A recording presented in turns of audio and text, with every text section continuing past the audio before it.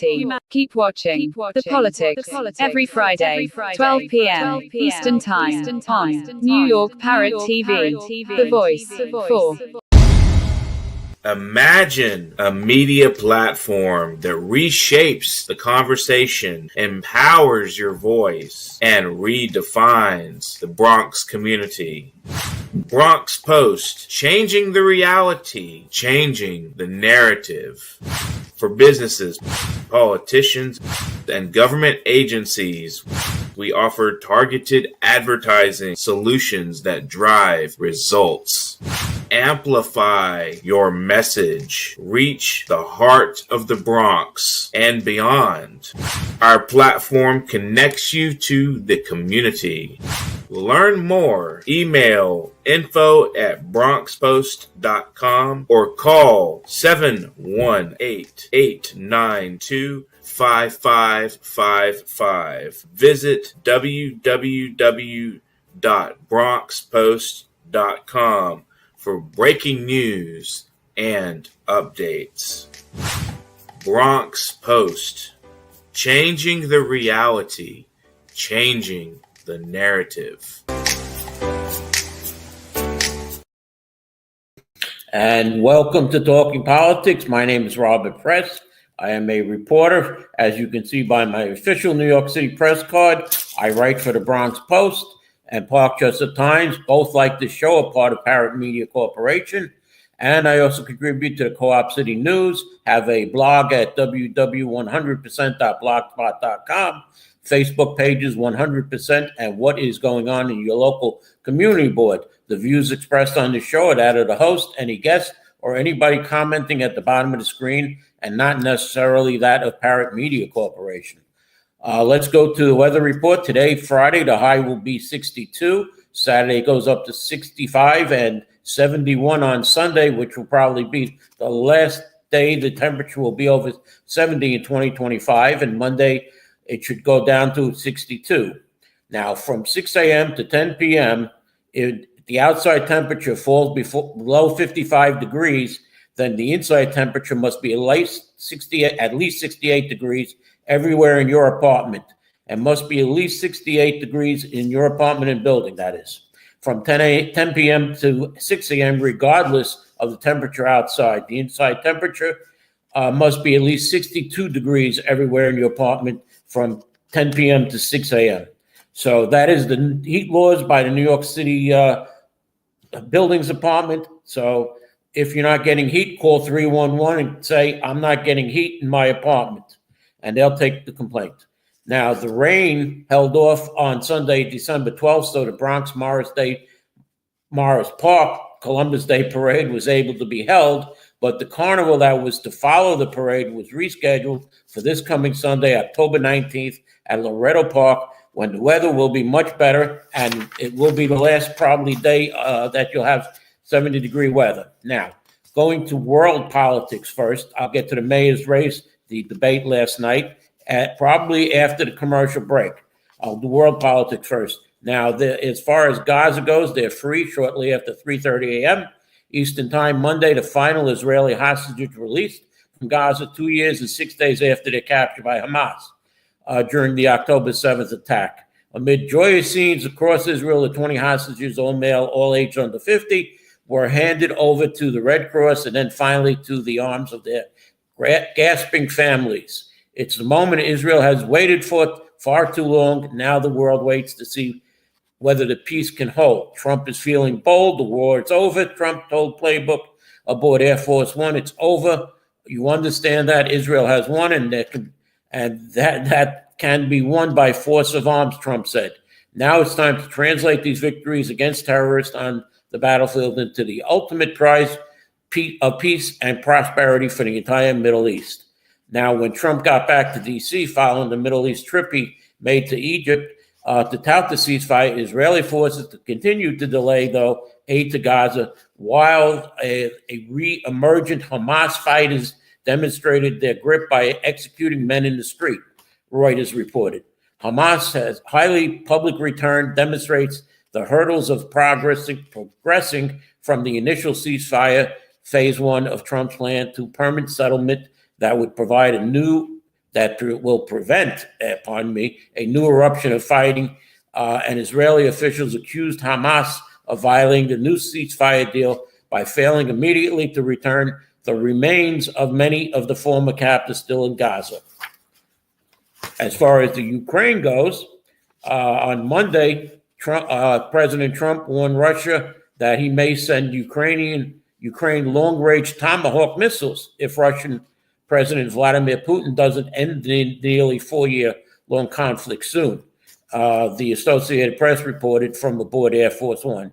I might say, look, this war is not going to get settled. I'm going to send them Tomahawks, Trump told reporters. The Tomahawk is an incredible weapon, very offensive weapon, and honestly, Russia does not need that. His comments come hours after Trump spoke with Ukrainian President Vladimir Zelensky via phone about the missiles. Russian officials have previously expressed extreme concern over the topic of Tomahawks. Its strongest critique of the Kremlin yet, Defense Secretary Pete Hegseth warned at a NATO meeting of officers in Brussels that the U.S. could significantly ratchet up the pressure on Russia if it does not end the war in Ukraine. That's reported by Politico. If there is no path to peace in the short term, the United States, along with our allies, will take steps to impose costs on Russia for its continued aggression. As the White House continues to weigh whether to supply Ukraine with American-made missiles, Ukrainian officials met with prominent U.S. weapons manufacturers ahead of Ukrainian President Vladimir Zelensky's meeting with Trump.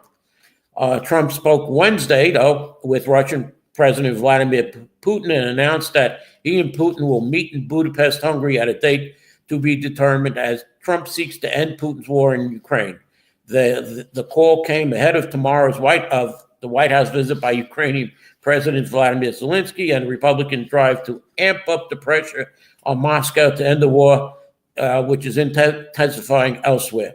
The White House has privately been increasing in the dormant bipartisan Russian sanction bills in Congress. And after Trump said India had committed to stop purchasing Russian oil, New Delhi tried to offer some subtle resistance while not outright denying Trump's claim given trade negotiations. In a statement, India's foreign minister made no mention of such promise by the prime minister, but noted that the country has always sought a diverse range of suppliers. As far as the National Guard coming into your city, the rise of resistance, still Democratic leaders from Chicago and Portland aren't backing down from the fight. I am not afraid to, I think he can do it. He might. Illinois Governor J.B. Pritzker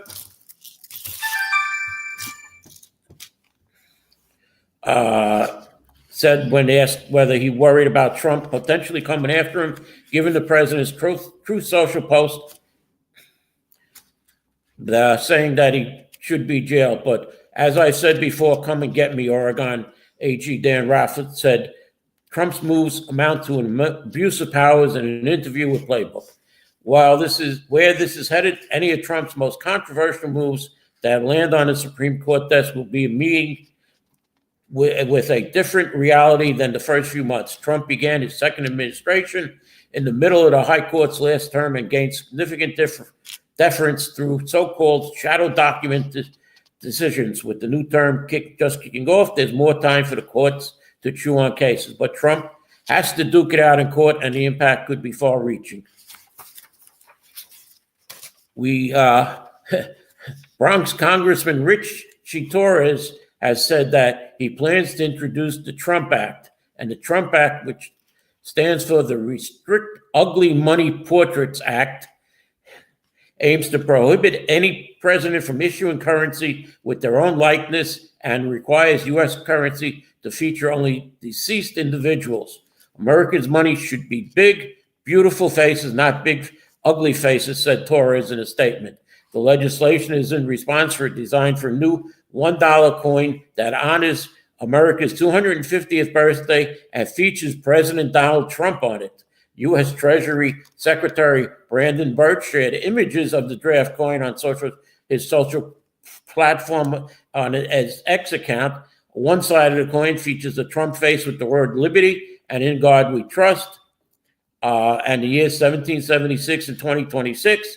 The other side of the coin features an image of Trump in front of American flag with his fist raised and the words "fight, fight, fight," which Trump shouted after he was grazed by a bullet during a July 24 campaign rally. Here is the two images. As you can see, one has Trump's face on it, and the other has him with a fist in the background. Now, Donald Trump has once again threatened to cut off aid to New York, federal funding, that if, and I quote, the communist Mandami wins the mayoral race. If somebody wins and has no chance of ever having a great economy because of that philosophy, you would put a halt to what you're doing, Trump said at a lunch with Argentine President Javier Milei. Trump slammed Mandami several times over the course of the nearly hour-long press availability, insisting incorrectly that the Democratic Socialist Mandami is a communist. I'm not going to send a lot of money to New York. I don't have to. You know, the money comes all through the White House, he said. And if they're going to be sending us stupid policies, I mean communist policies, Trump said, we're not going to ruin one of our great cities. Trump also took a shot at Mandami's opponents, Andrew Cuomo and Curtis Lewa, saying it's a fluke if Mandami gets in because there's a lot of failed people that he's running against. Asked about Trump's comments, Mandami brushed it off as nothing new. Trump is already hurting New York by trying to pull infrastructure funding for retaliation for the government shutdown. But if Trump tries while Mandami is mayor, he said he'd go to the courts. We will continue to receive funding from the federal government, and that's not because of President Trump's generosity. That's because of the law, he said. Just because he utters something does not mean it's the law. Hochul, meanwhile, suggested she'd appeal to Trump's own interest if he tried. There's no person who ever sat in the Oval Office who understands more than Donald Trump that New York City is the economic engine for the entire state, she said. This is detrimental to his properties, business interests, his friends in the city, and a whole way of life perhaps he may need to come back to.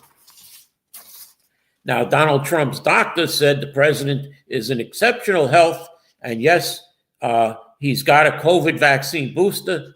Joe Biden is, on a side note, Joe Biden is now getting 5 weeks of radiation therapy, a new step in his fight against cancer.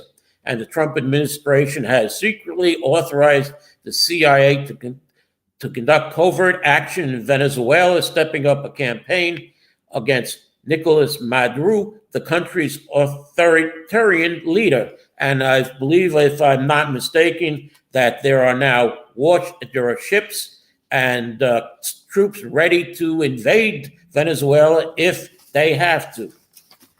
On a different note, we're going to go to Letitia James, the New York State Attorney General, who was indicted, because she listed her Virginia home as an investment property in financial disclosure statements, despite allegedly making false claims to a bank to obtain a favorable loan that barred her from using the house as a rental. The 3-bedroom Norfolk, Virginia home James purchased in August 2020, named in the federal jury indictment, is listed in the real estate section of James's 2021, 22, and 23 disclosures to the New York State Ethics Commission and lobbying and government as an investment valued between $100 and under $150,000. However, in her 2024 filing, James designated the Norfolk home as real property rather than investment, and the AG also upped the value of the property from $150,000 to under $250,000.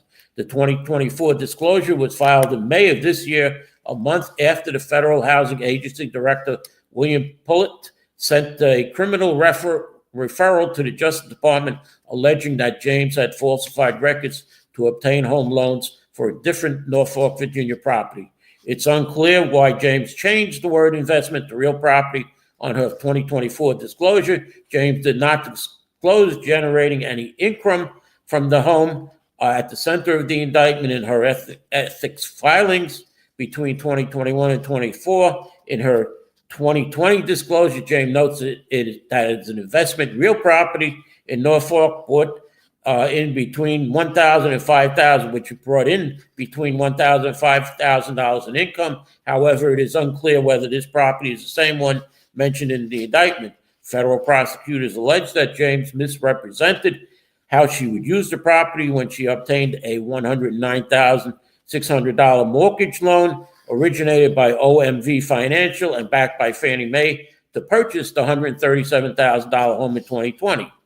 James agreed to a second home rider when she took out the loan, according to the indictment, which required the AG to occupy and use the property as her second residency and prohibit it to be used as time sharing or other shared ownership arrangement that required her either to rent the property or give other persons control over the occupancy of the property. Despite these representations, prosecutors wrote, the Norfolk property was not occupied by or used by James as a secondary residence and instead was used as rental investment property.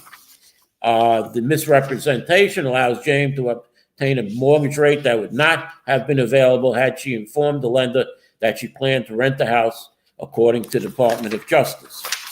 Now, I'm going to stop here, but before I go to a break, imagine a media platform that reshapes the conversation, empowers your voice, and redefines the Bronx community. Bronx Post, changing the reality, changing the narrative.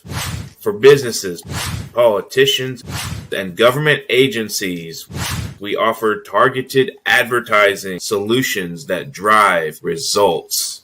Amplify your message. Reach the heart of the Bronx and beyond.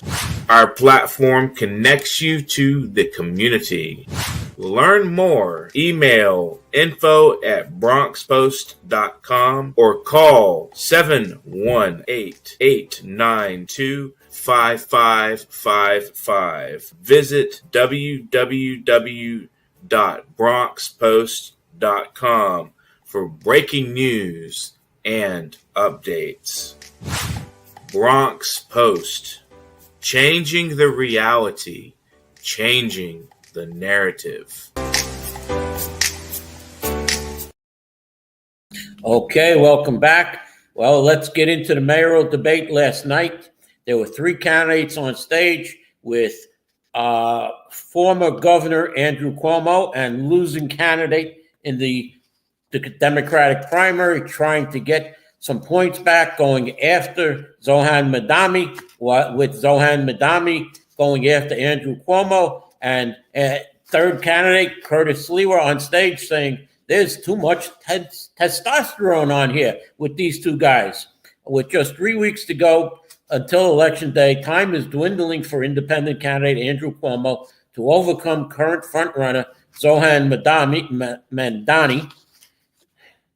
Well, I hope I got that right, because Zoran kept correcting Curtis because Curtis kept mispronouncing his first name. So all three came out swinging on Thursday night, the first official mayoral debate in the general election, standing up to Trump, which candidate is best equipped to handle President Donald Trump and his numerous threats to New York City. Madani said he'll stand up to Trump. Cuomo said he would and has as governor. Lewa said they're both posturing as tough guys, asserting there's high levels of testosterone, as I said, in this room. Cuomo argued that his actual experience dealing with Trump as president during the years they overlap when Cuomo was governor, he says he could stop Trump from sending in National Guard troops because he did it in COVID-19 in the pandemic, or during the pandemic. He stopped Trump from sending in National Guard. Given an opportunity to say whether they would support Governor Kathy Hochul for re-election, none of the three opted to endorse her. While that's not particularly surprising for Republican Lewa or Cuomo, Madani's silence raised some eyebrows, particularly given the fact that Hochul endorsed his mayoral bid last month. Now, as far as skeletons in Cuomo's closet, Cuomo deflected questions about several different investigations during the debate. He said that repeatedly that the allegations against him of sexual harassment were unfounded, and Curtis Sliwa came back and said 13 women are unfounded. It was a political report. There was no bias to it. Cuomo said of New York Attorney General Letitia James' 2021 report that found he had sexually harassed the women. During COVID, everyone did whatever they could in the state, and there has been numerous investigations, whether they've gone through it, and they said we followed the federal guidelines, Cuomo said, of the investigation that has undercounted deaths in nursing homes. They have been multiple investigations where the Department of Justice found that the nursing home investigation was politically motivated. Mandami also has a past. For months, Cuomo tried to nail Mandami on a handful of controversies. A 2021 tweet calling the New York City Police Department racist and anti-queer, his criticism of Israel, even the statement of leftist screamer Hassan Pitka, who Mandami did a friendly interview with. If Cuomo's goal is going into debate was to draw attention to these issues, he succeeded, largely by talking about them at every opportunity he got. Mandami was pressured on some of the issues by moderators too, as he's been vague in some of his answers in the past. It was only Wednesday that he publicly offered a broad apology to the NYPD for the 2020 tweet. Mandami offered a response for his support for Israel's right to exist, but not necessarily as a Jewish state.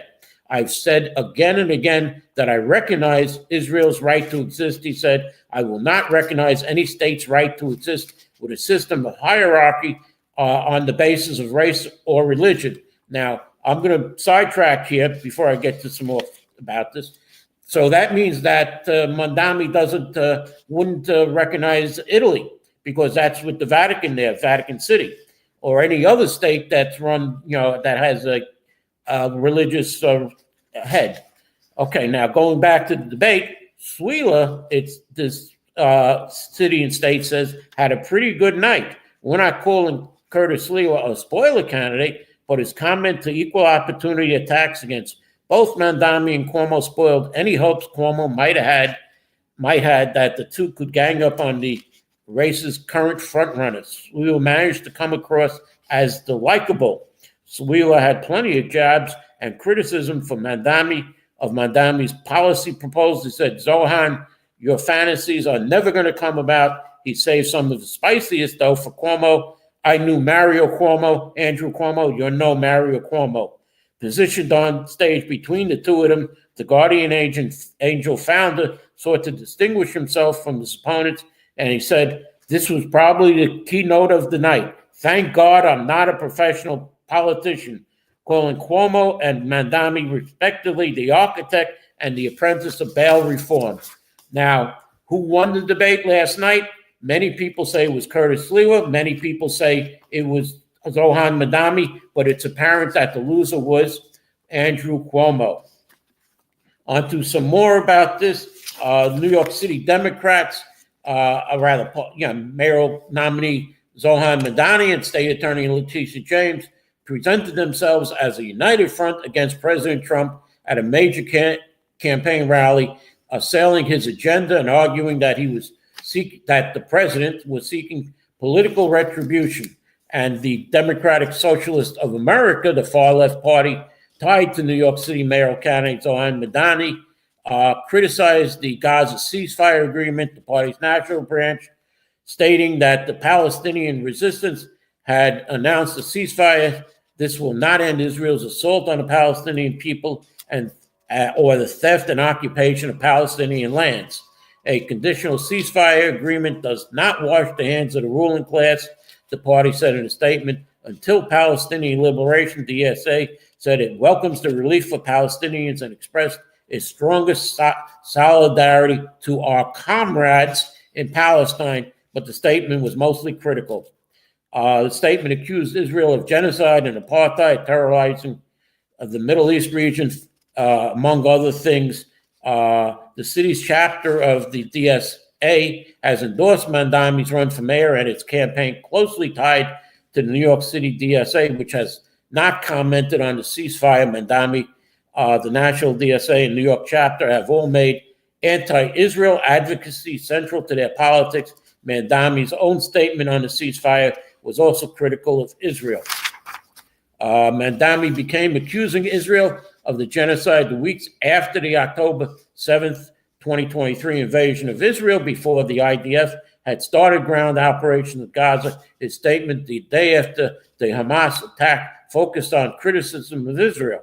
Last week, on the second anniversary of the October 7th attack on Israel, Mandami called the Hamas attack a horrific war crime and accused Israel of launching a genocidal war against the Palestinians. New York City Mayor Eric Adams said, "Our hearts are filled with joy as an end to the war in Gaza appears on the horizon, and families have finally been united. We pray that the news will bring lasting peace, justice, prosperity to Israel and Palestinians alike."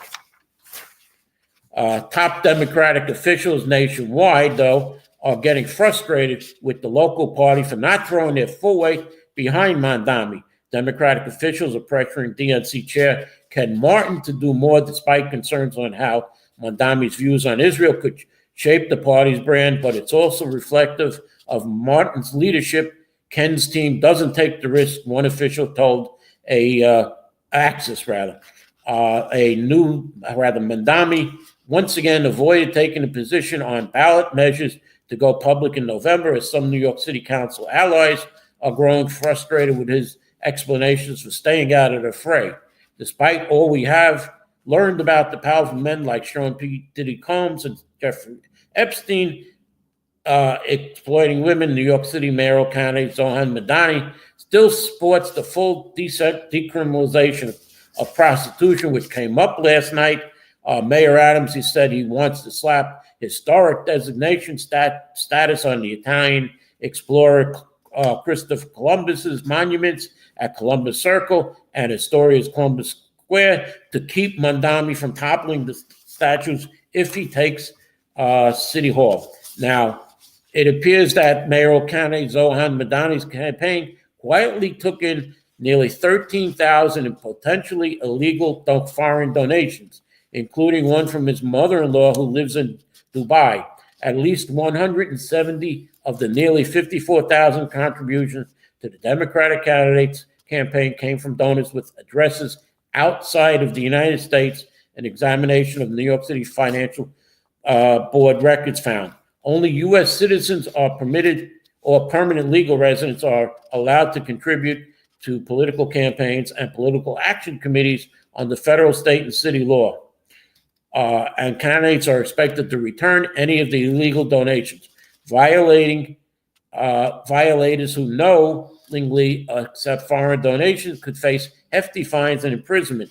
But so far, the campaign has failed to return 88 of the foreign donations, worth a total of $7,190, records show. His campaign issued a statement Saturday saying, "We will, of course, return any donations that are not in compliance with the CFB law. However, where there's smoke, there's fire, and so I would be concerned," said mayoral candidate Curtis Sliwa upon learning of the foreign money coming into Mandami's campaign.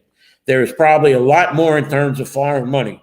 2 months ago, Sliwa, during an interview with Fox Business, called on the U.S. Department of Justice to investigate his suspicions that Mandami is being aided by difficult to trace dark money illegally being funneled into super PACs through foreign nationals. Cuomo once pressured Mayor Bill de Blasio to close Rikers Island, but now he says the plan to build the 4 jails closer to courthouses is a boondoggle and should be scrapped, and that the new jail should be built on Rikers Island instead. Cuomo's proposal, first shared with the New York Times, draws a contrast with Mandami, who told Politico last week that he plans to stay the course and build the 4 new jails despite construction delays, ballooning costs, and a current incarcerated population far outstripping the planned capacity. There is over 7,200 people currently in detention at Rikers Island. Cuomo's campaign spokesman Rich Parzi argued that rebuilding the island would be cheaper, referring to a report from the conservative Manhattan Institute, who estimated the city could save 20% on logistical costs. He said Cuomo initiated rebuilding of LaGuardia Airport and that could be used as a template. But the independent Rikers Commission found that rebuilding on Rikers would cost 8 to 15% more than the current plan, and that doesn't include cost of demolition of old jails or some costs that have already gone into the contracts for the borough-based jails. Curtis Sliwa, the Republican candidate making his second run for mayor, is closing out the campaign the way he does everything, with his restless energy, bullheaded refusal to back down, and an endless string of wisecracks and wild, well-told anecdotes of observations accumulated during a lifetime spent roaming the streets of New York. But behind Sliwa's constant patter is a plan. He says, look, I start with 28% from the last election. I don't think most of them are going to leave. The Republicans will come home. I have even more independents than Republicans, he said recently, And now, with the Protect Animal ballot line, first time ever in electoral politics, I figure I'll get another 4 or 5%. At first glance, the political math works out. The last two Republicans for mayor before Sliwa, Nicole Malliotakis and Joe Lhota, finished with 28 and 24 respectively against Democratic Bill de Blasio in 2017 and 2013.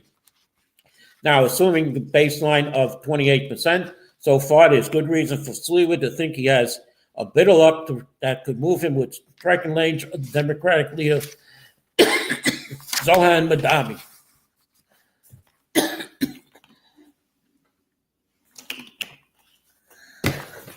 Pardon me. Let's go to, I'm going to end it here right now and see you next week on Talking Politics. It appears that my throat has given out. So thank you for watching, and I'll see you next week. Imagine a media platform that reshapes the conversation, empowers your voice, and redefines the Bronx community. Bronx Post, changing the reality, changing the narrative. For businesses, politicians, and government agencies, we offer targeted advertising solutions that drive results. Amplify your message. Reach the heart of the Bronx and beyond. Our platform connects you to the community. Learn more. Email info@bronxpost.com or call 718-892-5555. Visit www.bronxpost.com for breaking news and updates. Bronx Post, changing the reality, changing the narrative.